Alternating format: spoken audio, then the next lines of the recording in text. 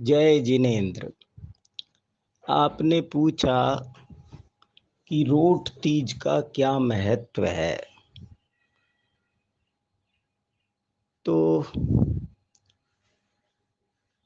क्या बताया जाए, इसका कोई उल्लेख शास्त्रों में देखने में हमारे नहीं आया।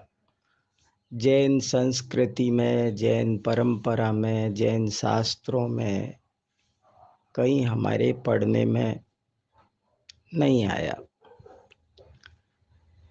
लेकिन लोक में ये प्रचलित है।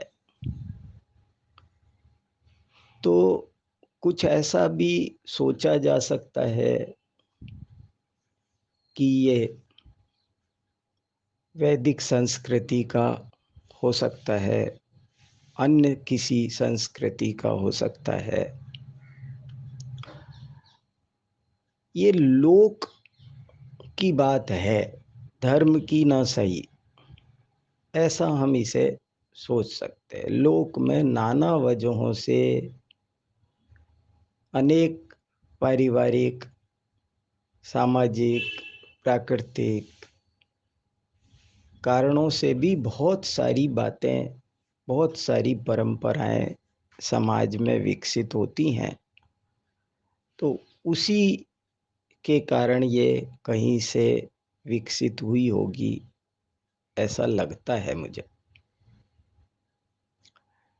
ऐसा भी कुछ आधार हो सकता है कि रोटी खा लो जितनी खानी है।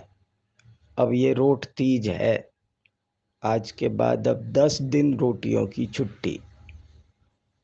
तो रोट तीज के पीछे एक रोटी बहुत रोट होता है, बहुत गरिष्ठ होता है, मोटा होता है, बहुत घी भूरा भरा होता है, दाल बाटी चूरमे जैसा गरिष्ठ होता है।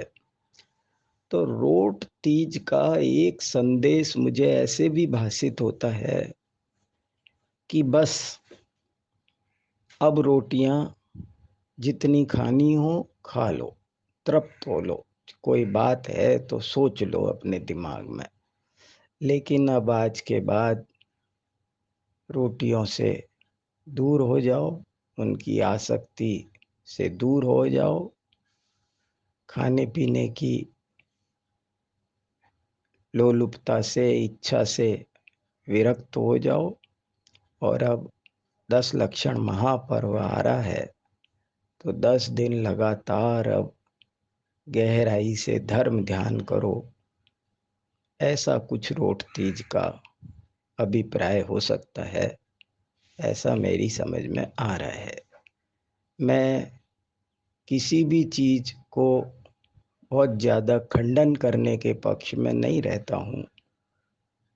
सोचता हूँ कि कुछ इसके पीछे कभी कोई अच्छा कारण रहा हो तो उसकी खोज की जानी चाहिए। और मुझे वो अच्छा कारण यही समझ में आ रहा है कि आज रोट तीज है। रोटी नहीं, रोट खा लो, खूब खा लो, पेट भर के खा लो। लेकिन अब आज के बाद 10 दिन तक रोटी के सर्व विकल्प त्याग कर व्रत संयम पूर्वक 10 लक्षण महापर्व की आराधना में लग जाओ। जय जिनेन्द्र।